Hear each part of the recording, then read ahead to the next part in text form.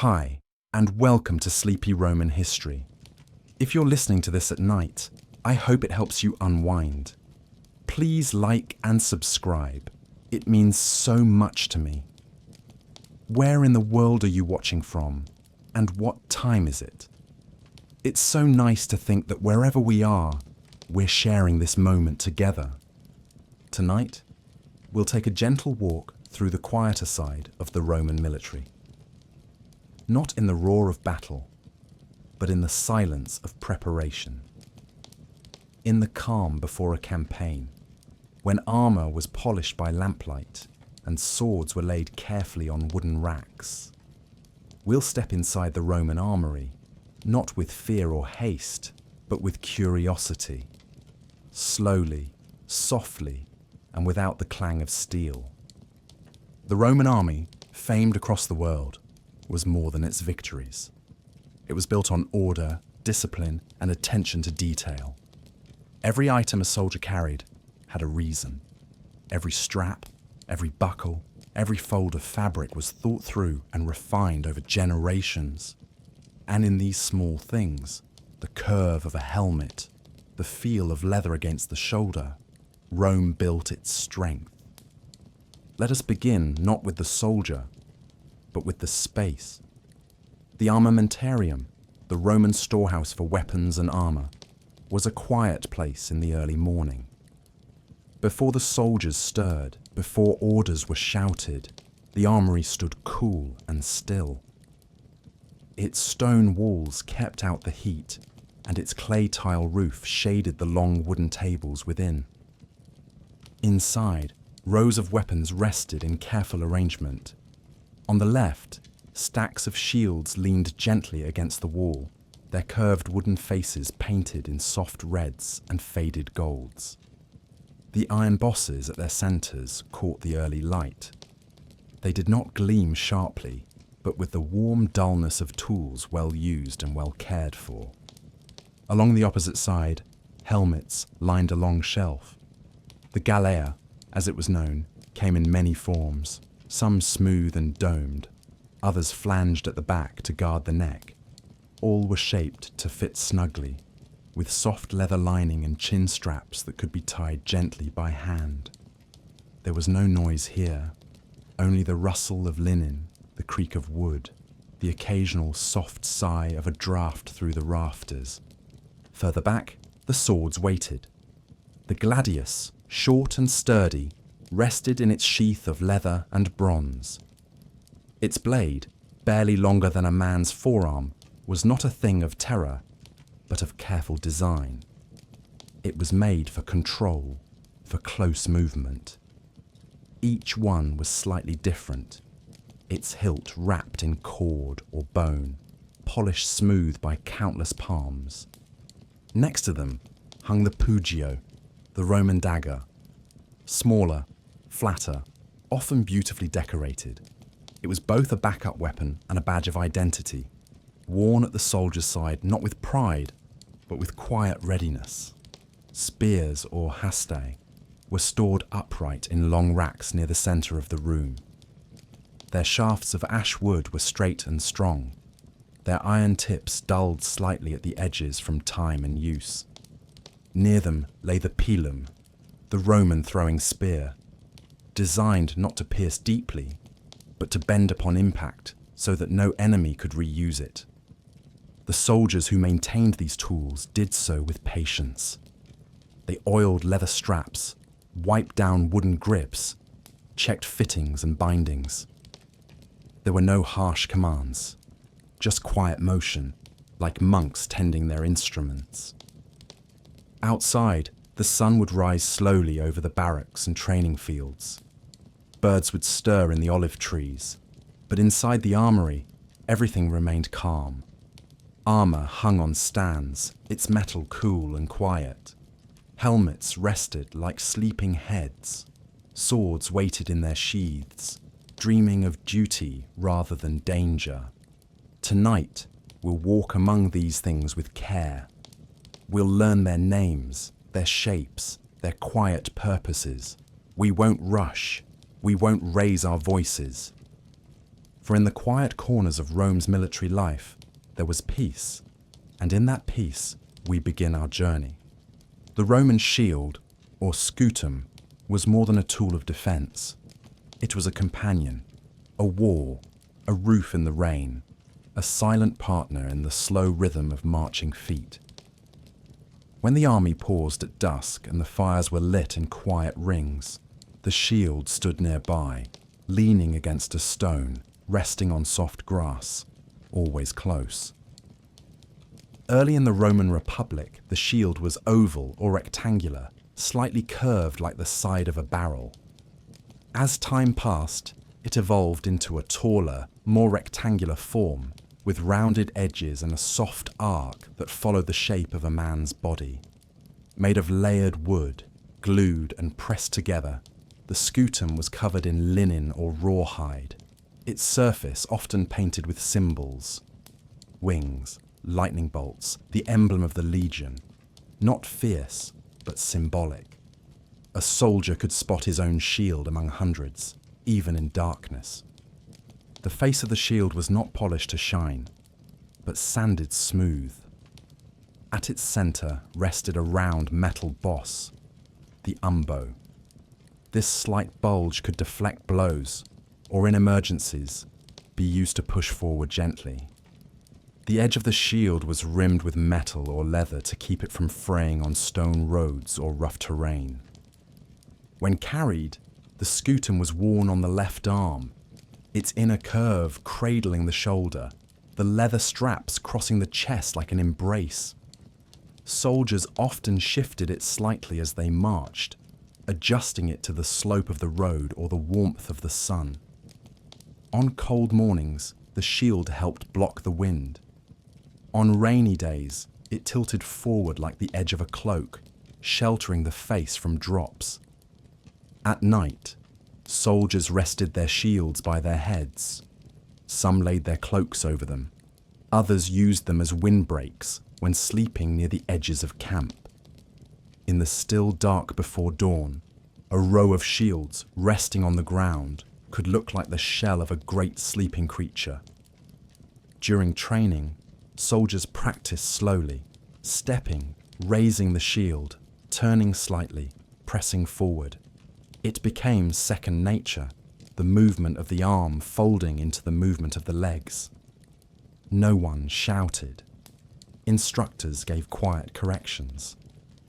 A gesture here, a tap on the wrist there. The testudo, or tortoise formation, was built from shields.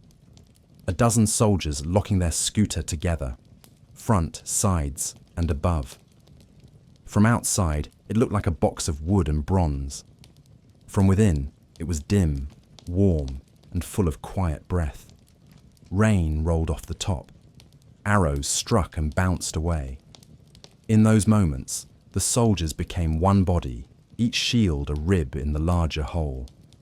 But outside of formation, the scutum remained a deeply personal object. Some soldiers carved initials into the wooden rim. Others tied lucky charms to the inner handle. A bit of thread, a carved token, a scrap of home. It was not superstition, it was memory, kept close. Over time, a shield aged. Its paint faded, its edges wore smooth, but as long as it held together, it was respected. Retired shields were sometimes hung in shrines or stored beneath the eaves of homes, their curved forms holding stories too quiet to tell aloud. And in the stillness of the armory, where the walls breathed the scent of oil and wood, the shields leaned quietly, waiting. Not for war, just for the next step, the next day. They were not loud, they did not shine, but in their steady presence, Rome found its calm. Before the sun had fully touched the stone walls of the barracks, and while the air still held the coolness of dawn, Roman soldiers prepared their armor. The larica, their protective shell, was not donned hastily. It was lifted, settled, and fastened in a slow, practiced sequence, like the wrapping of a cloak or the folding of hands. There were several types of lorica, but none more iconic than the lorica segmentata, the segmented armor of the imperial legions. It was not a suit of shining steel, as legends often suggest, but a series of broad iron bands, curved and connected, carefully hinged to wrap the torso. These bands were shaped to fit the body, overlapping for flexibility, held in place with leather straps and small bronze hooks. When laid out on a wooden bench, the armor resembled a curled creature at rest, its plates gleaming softly in the morning light. The segments clinked faintly when moved, a sound both familiar and comforting. Not harsh like the clash of battle, but gentle, like the links of a bracelet shifting with the wrist. To put on the lorica segmentata, a soldier first slipped his arms through leather shoulder straps, then drew the bands around his chest, adjusting them slowly. A fellow soldier might assist, tying the back straps, straightening the fit. There was no rush. The armor needed to feel like a second skin, secure, but not tight, heavy, but not burdensome. The iron was cool at first, then slowly warmed to the touch. Beneath it, a linen tunic offered a buffer. Some soldiers padded the shoulders with wool, especially on long marches. Once the armor was in place, it did not clatter. It shifted gently, moving with the rhythm of the body, creaking softly at each step. Other soldiers wore the lorica hamata, a mail shirt made of thousands of small iron rings, each linked by hand. It draped like fabric, flexible and quietly weighty. Its presence was constant, a soft pull across the shoulders, a downward pressure that reminded the wearer of his role. It was not uncomfortable, just steady. The rare lorica squamata, made of tiny metal scales sewn onto linen, resembled the skin of a fish when it caught the light. These suits shimmered slightly in motion, but always muted, never ostentatious. Their beauty was subtle, functional. Armor was not polished to brightness. Roman soldiers preferred dull finishes, rubbed with oil and ash to prevent rust and reflect less light. A soldier's armor was not for show, it was for duty, a quiet burden, accepted with pride. In the corners of the armory, broken segments waited to be repaired. A bent plate, a snapped strap, a patch of rust. Armorers worked slowly at wooden tables, filing edges, fitting rivets, tightening bindings. Their tools were small and quiet, leather punches, hand files, shears for cutting iron. Their fingers bore the stain of metal and the calm steadiness of practice. Sometimes, veterans returned to visit the armory, running their hands along familiar plates, lifting a piece here or there.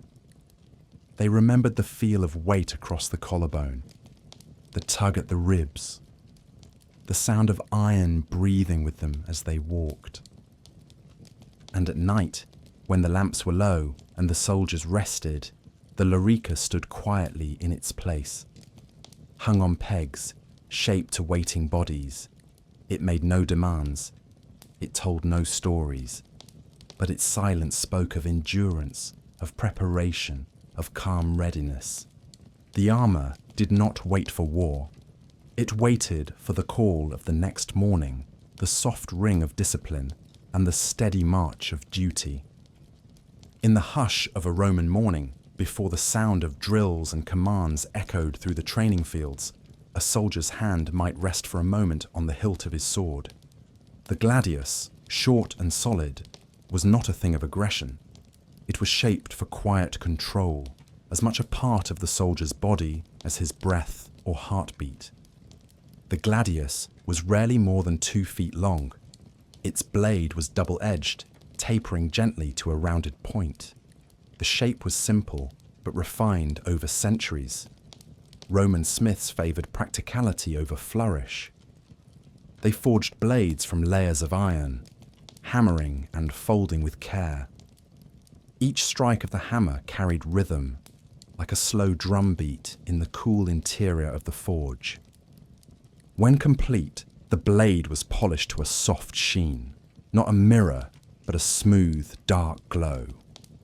The hilt was often made of bone or wood, turned on a lathe until it fit snugly in the palm. Some were carved with subtle lines, others left plain. A round pommel at the end ensured balance. It felt good in the hand, not too light, not too heavy, a quiet weight.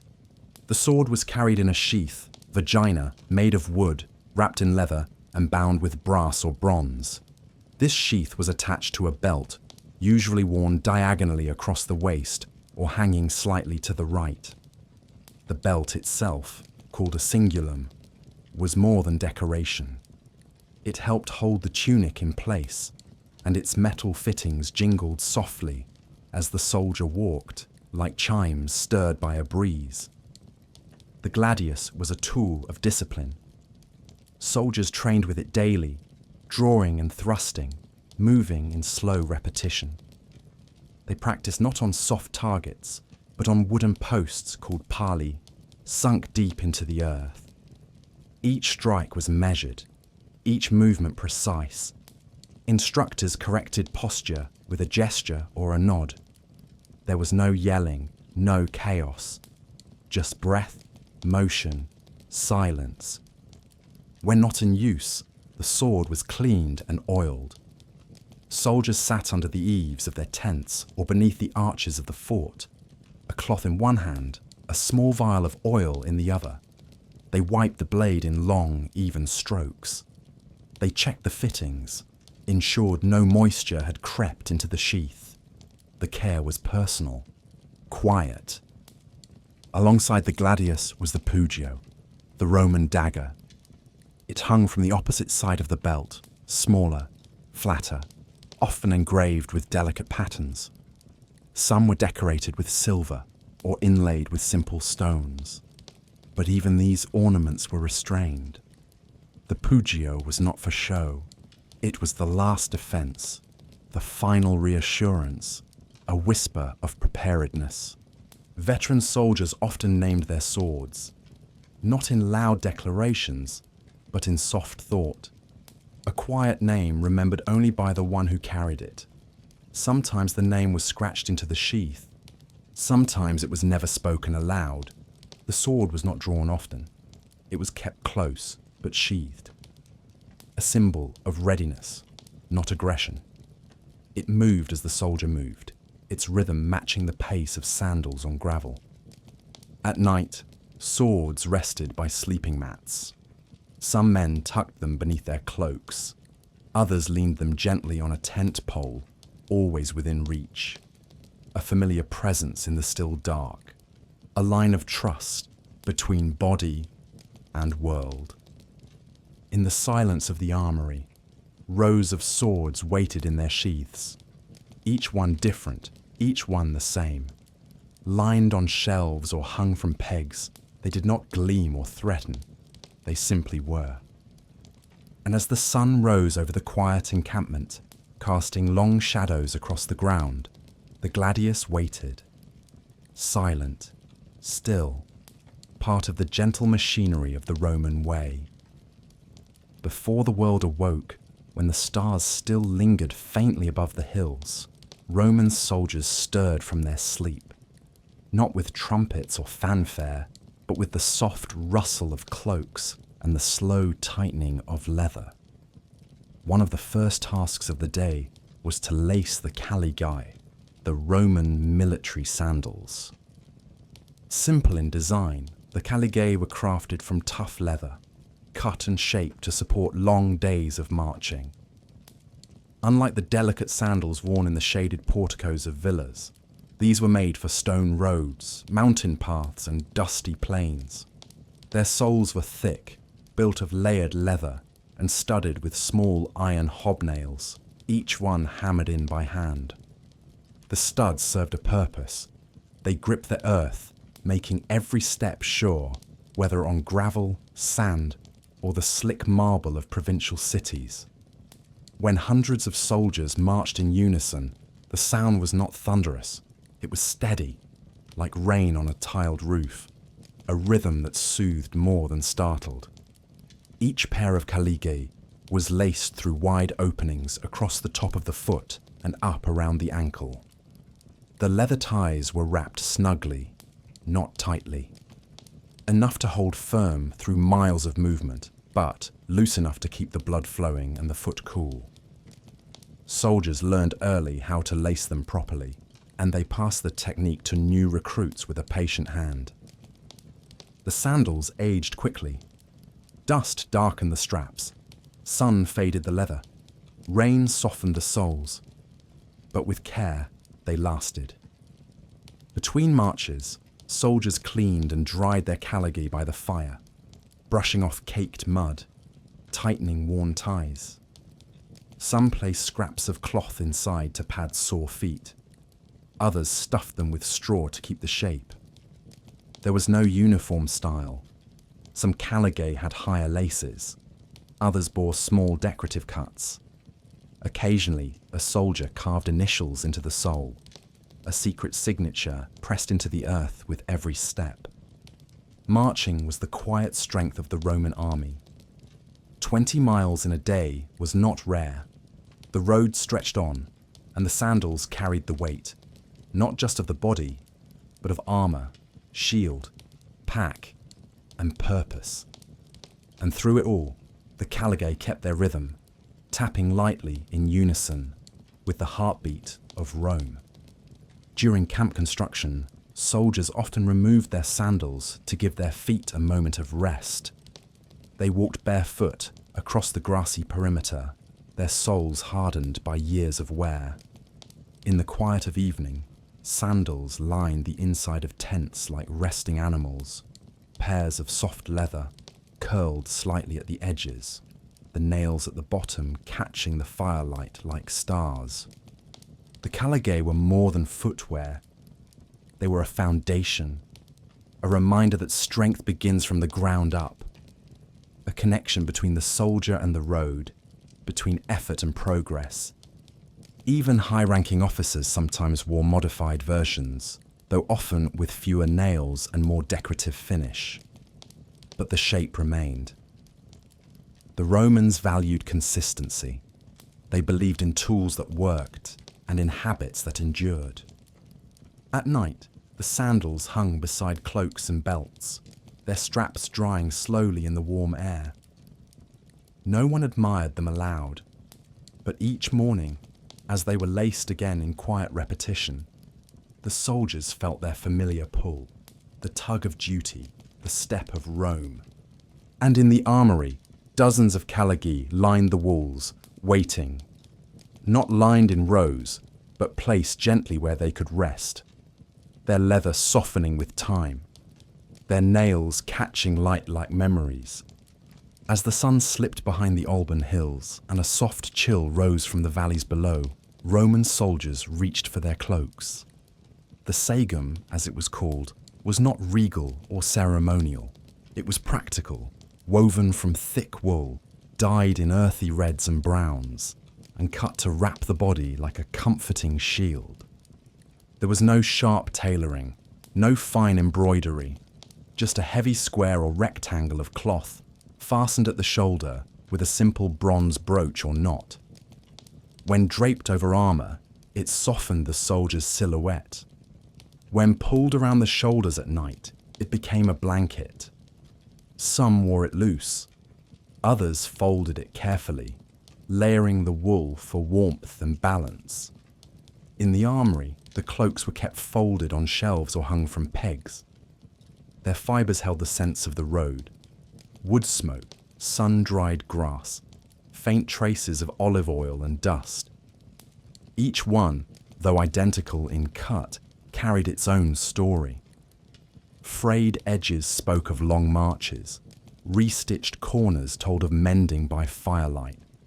Soldiers cherished their cloaks. In the biting wind of the Alps or the wet fog of Britannia, the sagum was a shield as vital as any gladius. It covered the head during rain. It wrapped around sleeping limbs on hard earth. It served as a cushion beneath armor, or a cover for belongings. It was simple, but it did everything. Some men folded theirs tightly, like a scroll. Others draped it loose and flowing. It depended on the road ahead, the weight of the pack, the season. The wool was thick, but breathed. In heat, it shielded from the sun. In cold, it trapped warmth against the skin. In distant provinces, cloaks took on regional touches. A border of darker thread here. A local clasp there. Roman soldiers absorbed small bits of the lands they marched through, and their cloaks bore quiet witness to those journeys. At night, when the camp was silent and only the low murmur of the guard posts stirred the air, rows of soldiers lay beneath their saga. Some pulled them over their faces to block the wind. Others lay with their arms wrapped tightly, the wool tucked close to the neck. There were no beds, only ground, cloak, and sky. And yet, within that simplicity, there was peace. The heavy fabric brought stillness. It was the comfort of routine, the assurance of rest, the feel of home, even in the far corners of the empire. Cloaks were not ceremonial, but some were passed down. A father's cloak worn by his son, a cloak stitched by a wife, folded neatly into a soldier's pack before a long march. They were rarely spoken of in letters, but they were always remembered. In the morning, as the fires burned low and the mist began to rise, the soldiers stirred. Cloaks were shaken free of dew, brushed clean of leaves, folded and tied again, ready for another day of steps and shadows. And in the quiet of the armory, cloaks hung like curtains of memory, soft and steady. They asked nothing, but they gave everything: warmth, cover, calm.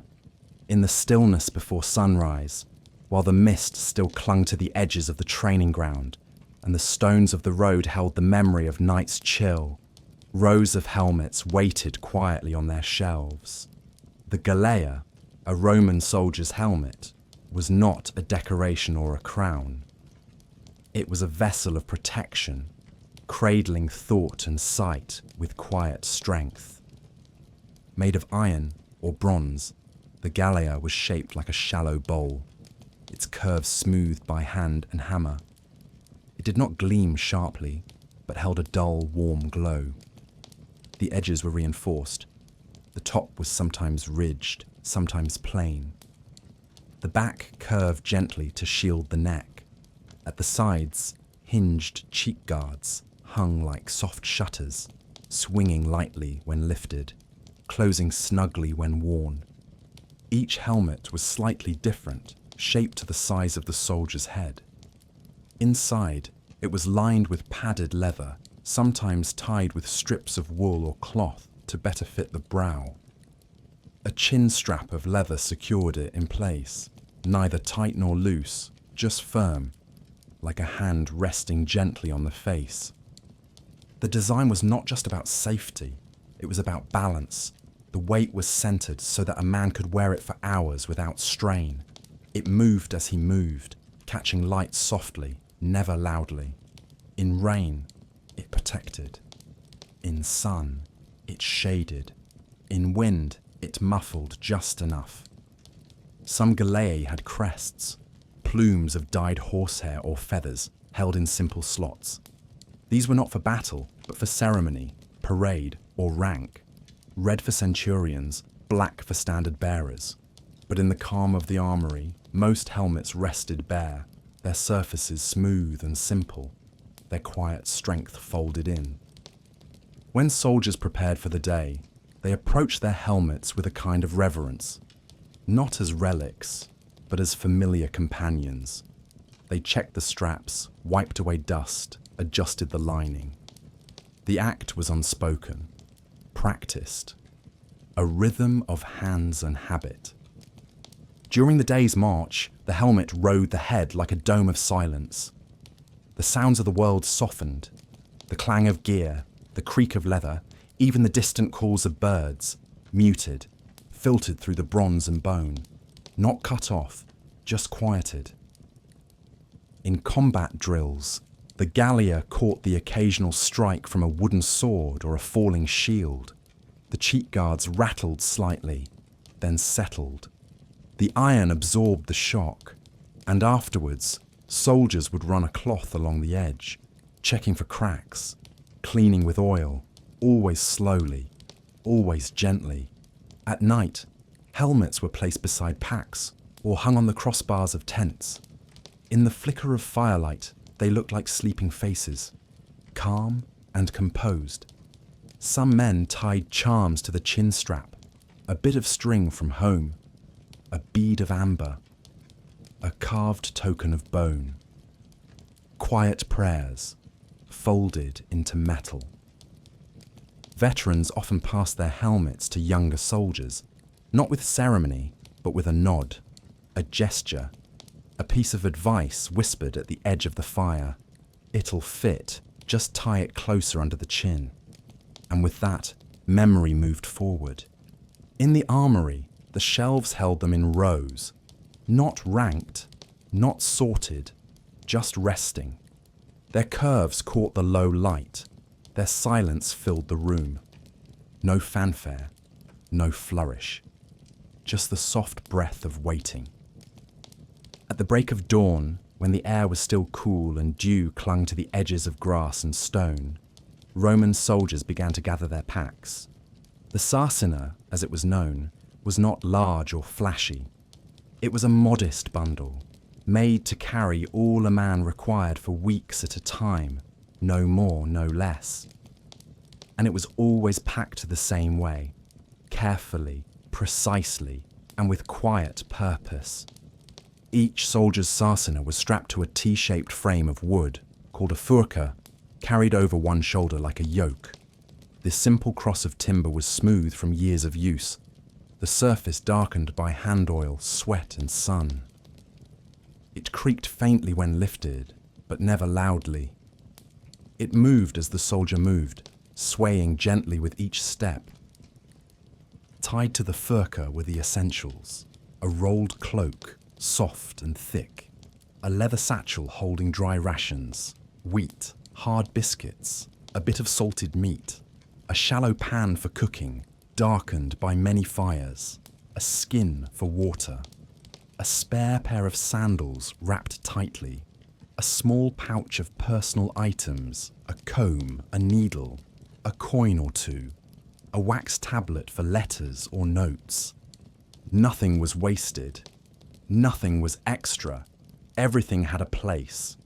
When encamped, soldiers would carefully untie each item, folding and laying them out in the same order every time. The ritual of unpacking was quiet, methodical, like setting the table for an unseen guest. The pan went near the fire, the cloak by the bedroll, the food wrapped again and tucked beneath a stone or inside the corner of the tent to keep it cool. There were no heavy bags or bulging sacks, just soft rolls tied with rope, balanced perfectly. Even the heaviest items, tools, stakes for tents, iron spades for camp digging, were distributed among the men so that the burden was shared and never too much for any one pair of shoulders. In the corners of the pack, soldiers kept tokens of home: a folded letter from a sister, a small carved figurine, a worn scrap of cloth that once belonged to a mother's shawl. These things were hidden beneath more practical items, but they were never forgotten. They reminded the soldier of his name, his street, his kitchen, his garden. When it rained, the whole pack was wrapped in an oiled cloth, tied tight to keep the contents dry. When it was hot, the soldier shifted it across his shoulder to ease the weight. And when it was time to rest, the pack was lowered slowly, never dropped, and propped with care beside the sleeping mat. Veteran soldiers could pack theirs in minutes. They moved with the ease of long practice, each knot tied in the same spot, each strap wrapped twice and tucked under. The new recruits watched and learned, their hands mimicking the motions, slower at first, then smoother with each day. And in the armory, tucked away from the shields and swords, were shelves holding bundles and rolls, extra packs, waiting for those whose gear had worn thin. They were wrapped neatly, bound with hemp rope, stacked like loaves of bread. Their leather was soft, their buckles dull with age, but they held the quiet assurance of preparedness. Rome did not march with grandeur, it marched with rhythm, with sandals that held firm, with cloaks that warmed, with packs that carried everything necessary and nothing more. And in that soft simplicity, the empire endured. In the quiet between duties, when the sun stood high and shadows lay short beneath the eaves, Roman soldiers tended to their gear, not with urgency, but with calm attention.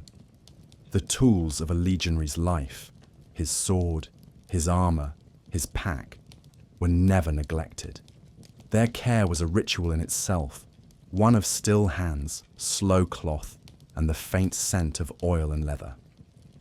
Each soldier carried a small maintenance kit tucked into his belongings, a cloth for polishing, a tiny vial of olive oil mixed with a touch of resin, a bone needle, a length of thread, a slender whetstone worn smooth by countless passes along the edge of a blade.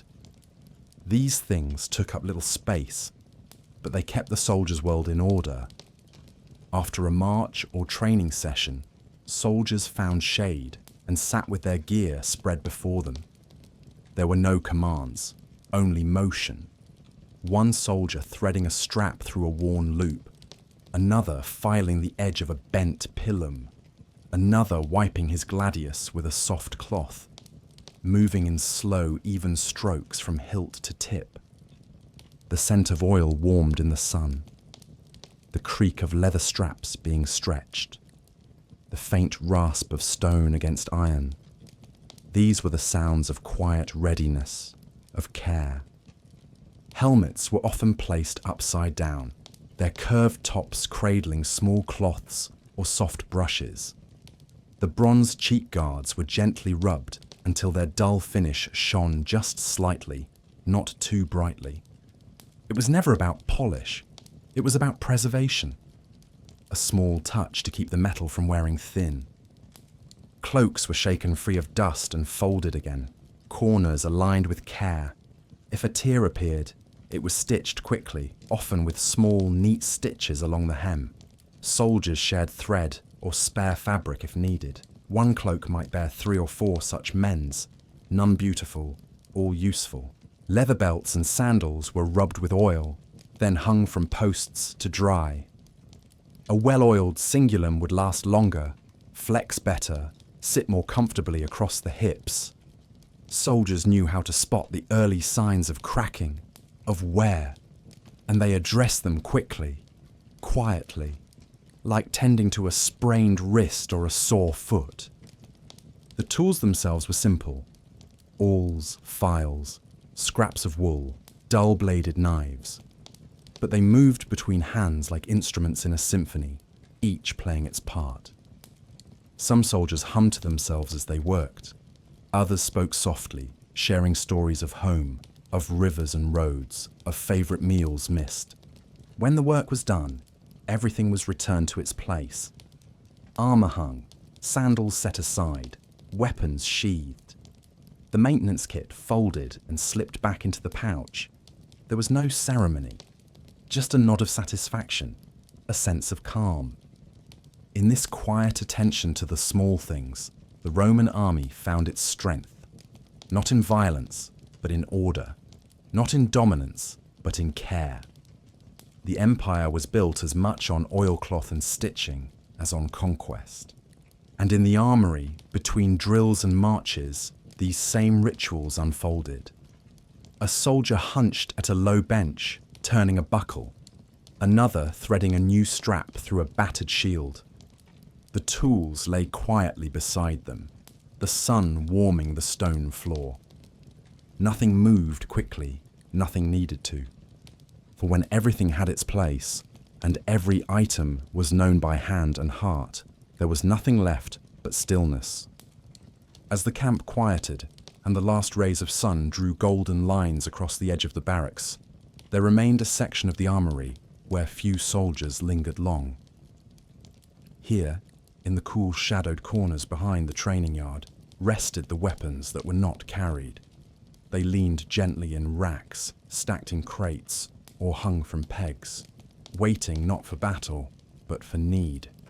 These were the spears, the spades, the axes and stakes, not glamorous, not famed, but essential. And in their quiet presence, they spoke of preparation, of duty, and of the endless rhythm of Roman routine. The pilum, the Roman throwing spear, stood in rows, their long shafts of ash wood darkened by oil and time. Their heads, made of soft iron, had a narrow neck meant to bend on impact. This was by design. Once thrown, the pilum could not be reused by the enemy. It was a thoughtful weapon, not brutal, a tool shaped to break the rhythm of a charge, not to glorify violence. Nearby, the hasta, a thrusting spear used more often by auxiliary troops or in earlier centuries, rested against the wall. Its blade was leaf-shaped, graceful, almost floral. The shaft was longer than the pilum, and the iron gleamed faintly in the torchlight. Stacked neatly in wooden boxes were iron dolabrae, tools that served as both axe and pick. Soldiers used them to dig ditches, to chop wood, to break stone.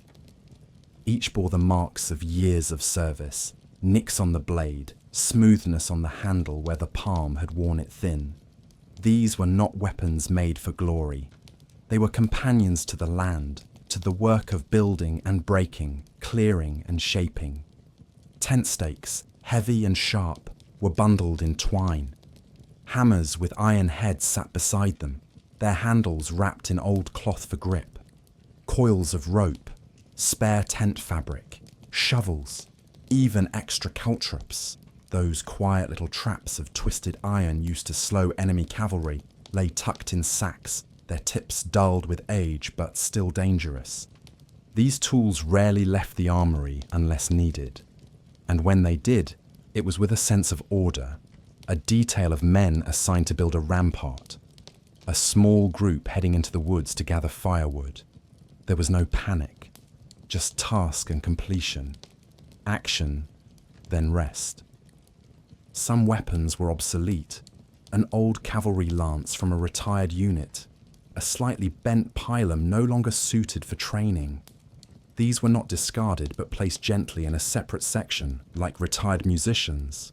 They had played their part, now they rested. Veteran soldiers sometimes passed by this section of the armory with a quiet glance. They remembered not just the noise of war, but the long hours of digging trenches, hammering stakes, carrying timbers. The work that never made it into the stories, but without which the army would not last a week. A few of these men would stop, pick up a spade, turn it in their hands. They might test its weight, feel the balance. Not with nostalgia, with respect. And then they'd set it back down, the way one returns a book to a shelf after reading a favourite passage. As night fell, the torchlight flickered against the walls of the armory. The stored weapons did not gleam, they did not speak. But in their quiet shapes, the slow breath of duty continued. Rome, after all, was not built in moments of glory. It was built in the soft rustle of preparation, in the careful stacking of tools, in the steady grip of hands upon wood and iron. As morning light slipped through the shutters of the armory, painting soft lines across the floor, another aspect of a soldier's life waited patiently upon the shelf, his military decorations. These were not medals of bright gold or shining ribbons, but humble tokens of service and quiet recognition, awarded not with ceremony, but with quiet nods in front of comrades and sky. They were called phalarai, and they came in many shapes, discs of bronze or silver, engraved with symbols of valor, of discipline, of years faithfully served. Some bore the image of an eagle, wings wide and steady. Others showed laurel wreaths or faces of gods carved in low relief. They were heavy to hold, cool in the palm, but never ostentatious. A soldier might wear them across his chest on leather straps during a parade or a formal inspection. Fastened carefully, each disc would rest in a specific place, its straps tightened just enough to keep them from swinging too freely. The overall look was not of boastfulness, but of quiet weight, like memories made visible. Some soldiers were awarded torques, neck rings of twisted bronze or gold, given for bravery in battle or steadfast service. These were worn close to the skin, just beneath the collarbone, their ends sometimes shaped like animal heads, lions or bulls, symbols of quiet strength. They were not part of the daily uniform. They were kept in folded cloth, unwrapped only for certain days. Another decoration was the hastapura, a ceremonial spear, not meant for use. It was smooth and undecorated, awarded for exceptional conduct. These were displayed in homes, leaned against door frames or laid above household shrines, not as weapons, but as reminders. The corona civica, a crown of oak leaves, was among the highest honours. It was awarded to those who had saved the life of a fellow Roman citizen. Its leaves, carefully shaped in bronze or real oak for the ceremony, were placed gently upon the soldier's head. But many recipients simply kept theirs wrapped in linen, tucked into a small wooden box. No need to wear it often. The memory was enough. Some soldiers received armlets or fibulae, brooches engraved with the name of a legion, or a date, or a short phrase. These were small, quiet things, worn on the inside of a cloak or attached to a pack strap, touchstones of pride. There were also simple carvings, wooden or ivory tokens handed out by a commander with a kind word.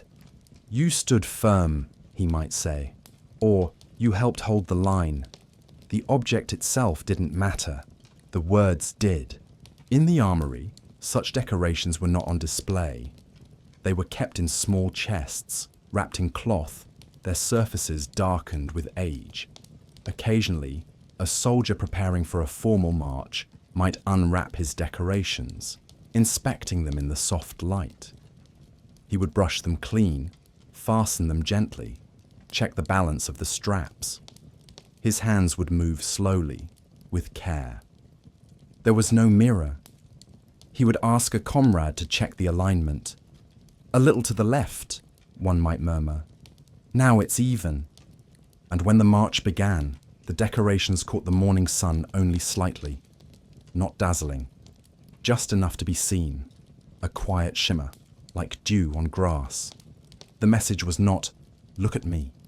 It was, "I served, I remember." Later, when the parade was over, the discs were removed, cleaned again, folded back into cloth. The crown placed in its box, the clasp fastened, and the soldier returned to his duties with no more ceremony. In Rome, glory was fleeting, but memory endured.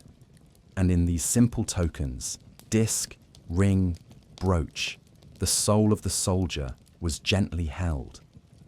When the morning fog still blanketed the hills and the first campfires smoked gently across the Roman countryside, the standards of the legion stood waiting. Tall, silent, and unmoving, they rose from their wooden bases like trees rooted in purpose. These were not merely symbols, they were the heart of every unit, every cohort, every man who marched. The most sacred among them was the aquila, the eagle, made of bronze or silver, its wings spread wide, its eyes fixed on an eternal horizon. It was carried at the front of the legion by the aquilifer, a soldier chosen not for size or strength, but for steadiness. The eagle did not glitter like a jewel. It shone softly, like a fire banked beneath ash. A calm gleam, a focused weight. The aquila was more than decoration. It was the legion's identity, When camp was made, it was planted carefully into the ground, watched over at all hours. At night, it stood wrapped in cloth, protected from weather, from wind, from even a stray glance. And when the time came to move, it was uncovered slowly, reverently, and lifted high with both hands. Each cohort had its own standard too. The signum, often a staff topped with metal hands, discs, or small figures. These were quieter in design, but no less respected. They moved at the pace of the soldiers, never ahead, never behind.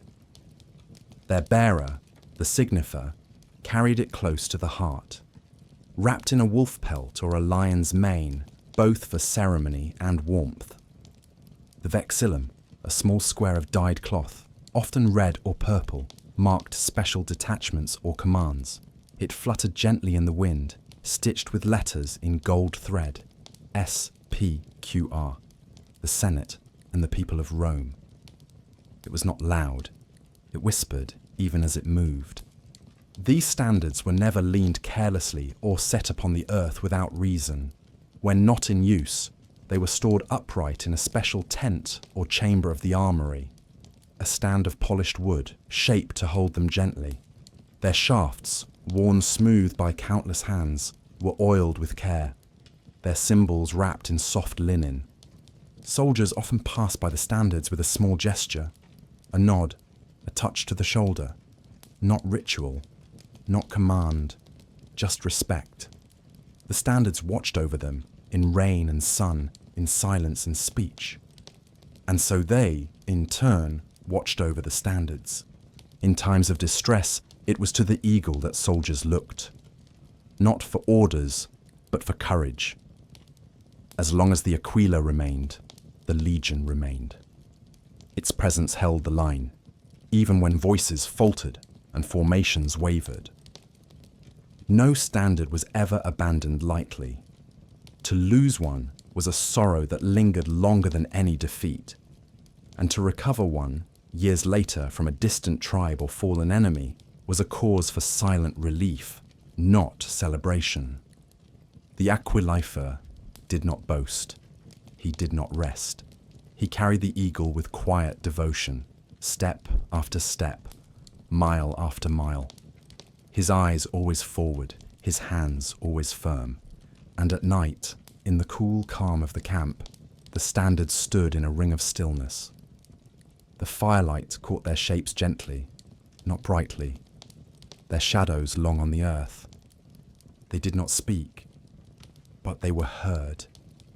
In a shaded corner of the Roman fortress, where the sound of the barracks faded and the clamour of training softened to distant echoes, the armourers tended their quiet craft.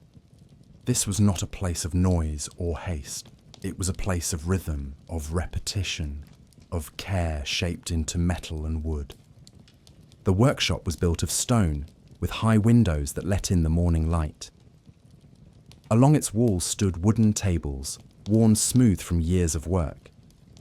Above them, rows of tools hung in careful order: tongs, files, hammers, awls, each with a place, each with a purpose. The floor was swept often, but a fine layer of iron dust always settled in the corners, like the memory of long labour.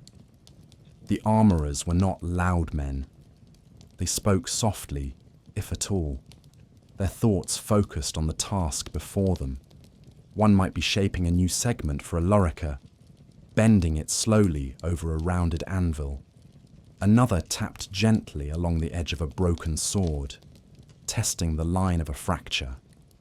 A third sat cross-legged, restitching the lining of a helmet, needle sliding through leather with a whisper.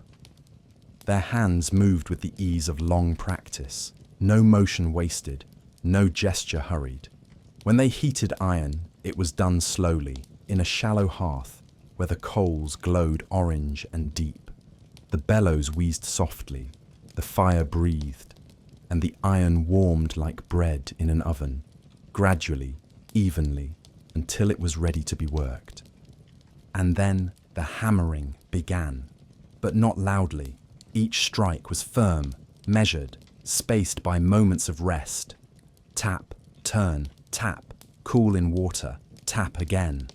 The sound was not harsh, it was musical, a lullaby of metal, the heartbeat of the camp. Leatherworkers too shared the space. They cut strips from thick hides, soaked them, stretched them across frames. They punched holes with bone tools and threaded cords with care. Their work was slow, their knives small, but what they made, belt loops, chin straps, shield bindings, held the army together. Some armourers specialised in maintenance. They walked the rows of gear, checking fittings, touching seams. They knew every buckle, every joint. They oiled the hinges of lorica segmentata, adjusted shield grips, replaced worn rivets without fuss. They spoke to the equipment like old friends. "You again," one might mutter with a smile, tightening a loose strap. "Didn't I fix this last week?" Apprentices moved quietly through the space, learning not through lectures, but through watching. An older armourer might nod toward a bent spearhead. The younger would take it, test the bend, warm it, hammer it flat again. A gesture was worth a dozen words. Sometimes a centurion came in with a special request, a decoration to be added, a name to be etched into a blade. These were done with care, but without drama. A scribe might write the letters first. A file would follow the line. Slowly, quietly. At midday, the armourers paused. They sat in the shade, ate bread and figs, wiped their hands on cloths. Then they returned, their fingers still blackened, their eyes still steady. And at night, the workshop emptied. The hearth cooled. The tools were hung back on their pegs. The room exhaled. No songs were sung. No names were carved in stone. But in the silence of well-fitted straps and polished metal, the legacy of the armourers endured. When the day's drills were finished and the final glint of sun slid behind the walls of the camp, the Roman soldier returned to stillness. Not with haste or exhaustion, but with the quiet routine of rest. His gear, his garments, his arms, all set aside, folded, checked, and arranged with calm hands. The tent or papilio stood low and sturdy. Canvas stretched across wooden poles, anchored with rope and pegs. Within, 8 soldiers shared the space. They each had a corner, a pack, a mat, and a cloak. The ground was dry, brushed clean of stones. In the centre, a small lamp flickered, its flame dancing gently in the dusk. Boots were unlaced and set beside sleeping mats, belts coiled neatly, swords laid down with care, not abandoned. Shields leaned against the poles, curved sides catching the amber light. Armour rested on wooden stands or folded cloth. Nothing clattered, nothing fell. Each man moved in silence or spoke in soft tones about the weather, a message from home, or how the soup had tasted that evening. The conversation drifted like smoke. It lingered, warmed the space, then faded into quiet. Some men sharpened their blades one last time, running the whetstone with slow, circular motions. Others read from wax tablets, squinting in the low light. One polished his helmet. Another rewound a frayed sandal strap. Not because they were ordered to, but because it brought calm. The air within the tent was warm with breath and wool. Outside, the night deepened. Crickets began to hum. A watchman passed along the camp road, his footsteps muffled by sand. The distant murmur of a flute floated from another tent, its notes slow and wistful, like a lullaby played only for the stars. The soldier wrapped his cloak around himself, laying it over one shoulder, then across his chest. It smelled of travel, of smoke and wool, but also of comfort. His mat was thin, but the earth beneath was firm and familiar. He lay back slowly, eyes open to the roof of the tent, then closed them. Some nights, he dreamt of rivers, others of quiet courtyards and olive trees, of hands threading olives into baskets, of bread warm from an oven. Sometimes he dreamt of the road ahead, not with fear, but with rhythm. The steady cadence of feet, the shift of weight, the breeze against the side of his face. If sleep came late, he listened to the breathing of his tent mates, to the occasional snore, to the faint rustle of leather. The night in a Roman camp was never silent, but always soft. Every sound was known. At the center of the camp, the standard stood, wrapped in linen. Its shape caught the moonlight faintly. Near it, the watchfire flickered low. A lictor stirred the coals, then sat again, his face lit in flickers. Around him, the camp slept.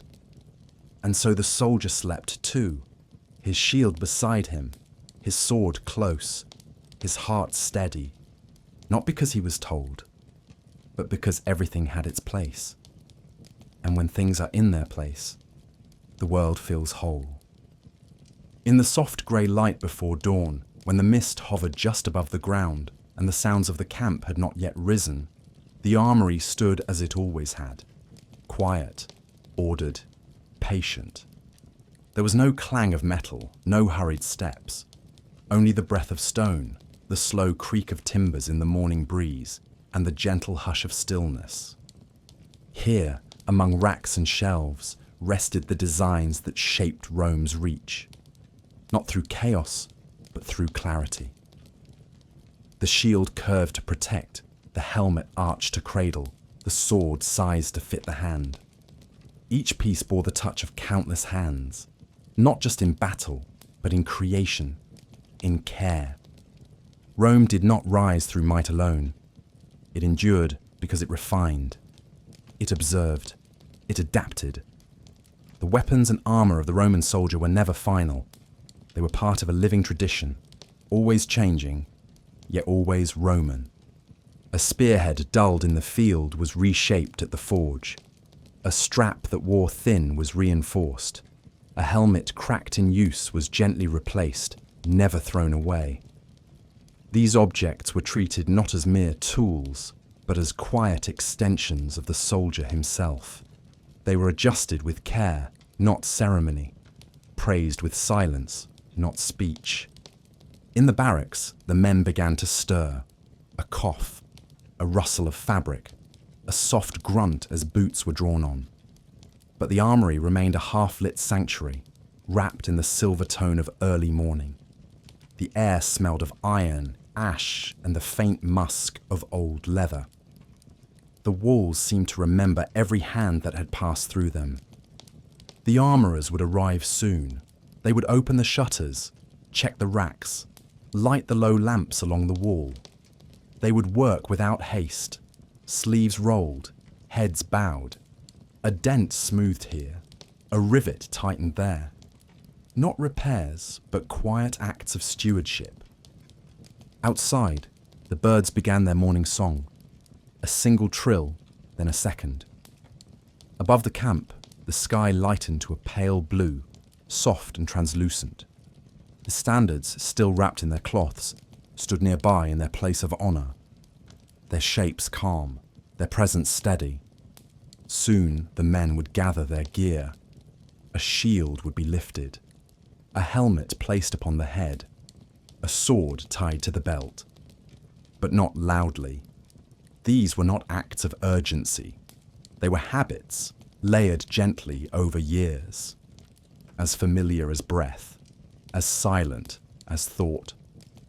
And when the soldiers stood, ready for the march, their gear would not gleam or cry out. It would move with them, not ahead, not behind, in step, in silence. Rome, after all, was not just a place or a power. It was a way of moving through the world, measured, steady, and deeply aware. Its strength was not in surprise, but in repetition, in the patient rhythm of polished metal, in the careful binding of straps, in the knowledge that the tools of yesterday still serve today, and in the armory, that rhythm endured. Thanks for watching this far. I truly appreciate you more than you know. If you like this story, please like and subscribe.